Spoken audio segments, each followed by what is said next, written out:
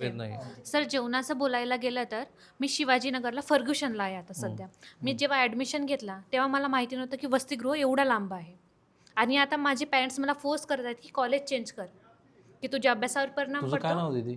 सोनाली, मी गोंदिया जिल्ह्यातून येते सर. सोनाली, मला सांग, तुझ्यासारख्या किती मुली आहेत की ज्यांनी कॉलेज चेंज केलं? सर ह्या एवढ्या मुली माझ्या भगिनी बसलेल्या आहेत की त्यांची इच्छा असून त्या कॉलेजमध्ये टॉप कॉलेज जायची इच्छा असून त्या वसतिगृहातल्या जवळच्या कॉलेजमध्ये ॲडमिशन घेतलं आहे फक्त डिस्टन्समुळे. आणि मेसचा विषय राहिला सर, मी एक टाईमची मेस असे लावली जरा आहे हात फर्स्ट वर करा बरं, इयरमध्ये. किती जणांनी असं कॉलेज चेंज केलं आपलं? हां, नाही थांबणार, लेट लेट कम्प्लीट होतो. आणि मेसचा विषय आला तर मी फर्स्ट इयरला एक टाईमची मेस लावली आहे सर, की दुपारी माझा अख्खा दिवस कॉलेजमध्ये जायचा. त्यावेळेस माझ्या कॉलेजमध्ये 2,000 रुपये एका टाईमचं जेवणाचं खर्च होतं, जे की मी देऊ शकत नाही. आणि स्टार्टिंगला माझ्या आईवडिलांनी कर्ज काढून मला PGला ठेवलं, की मला वसतिगृह मिळालं नाही. आता सुद्धा म्हणत आहेत की कर्ज काढून तू PGला राह, पण कॉलेजच्या जवळ राह. ही आमची फार दुर्दशा सरकारला शरमेची दिसत आणि नाहीये. लाज आणणारी बाब आहे की तुम्ही करताय का म्हणजे यांच्याशी इंटरॅक्शन तरी करा ॲटलिस्ट. किती कर्ज काढलं दीदी? सर स्टार्टिंगला त्यांनी 50,000 रुपये काढले आणि आता सेकंड टाइम सुद्धा माझी फीस भरायला त्यांनी 50,000 रुपये खर्च काढला कर्ज, जी की माझी फीस. आणि हा वसतिगृहातली DBT अजून मला 1 महिना झाला DBT पडलेली पण नाहीये. तिथं ॲडव्हान्स मध्ये पडतात म्हणे की. नाही सर, नाही पडलेत. जर एक मिनिट थांब दीदी, हे फारच शॉकिंग आहे. मला असं सांगितलं गेलं की ॲडव्हान्स मध्ये पैसे मिळतात. नाही सर, आता सुद्धा मी एक टाइमच्या मेसवर आहे. हां, एक मिनिट allow.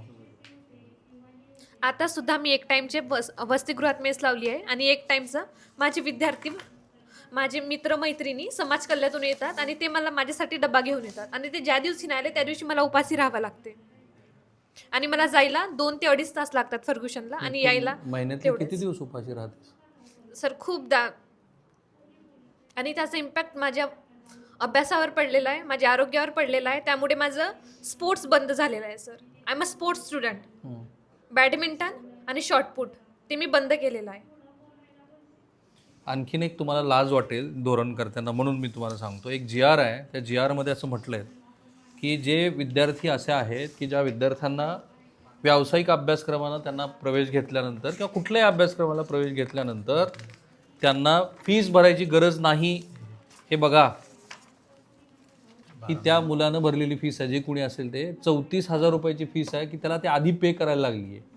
म्हणजे जे मूळचे आदिवासी काय तुम्ही म्हणता तुमच्या राजकीय कारणासाठी, त्या मुलांना बघा इथे प्रत्येक लाभार्थी नाही इथं आहे. म्हणजे काय थोडक्यात की विद्यापीठ, शैक्षणिक संस्था, महाविद्यालय, तंत्रनिकेतन यांनी संबंधित अनुसूचित जमातीच्या विद्यार्थ्याकडून प्रवेशावेळी शिक्षण शुल्काची कोणतीही रक्कम आकारू नये, हा सरकारचा GR आहे. आणि बरोबर ना, हा कधीचा GR आहे बघा, सरकारनं काढला आहे तो 17 जानेवारी 2022चा. आणि आज ह्या विद्यार्थ्यांनी लॉ कॉलेज हडपसर त्याला भरलेली फीस आहे 34,000 रुपये. अशी किती जणांबद्दल परिस्थिती निर्माण होते? You need to pay first. Yes sir, सगळ्यांची व्यवस्था आहे. सगळ्यांना फीस भरायला. Raised a very important point which I wanted to highlight it. You could bring all this things. What is the pregnancy test? In starting when I come to Pune, तेव्हा मला No, tell this in English because I just want to elaborate this in front of me. At that time our warden says for go to a hospital and bring your medical form. And that form you mentioned that the UPT test. That time I'm shocked. Why this UPT test? And I forcefully. Mandatory for every girl? Yeah, in last year. Now is not mandatory for all girls. Yeah. Yes. ह्या वर्षी ते काय?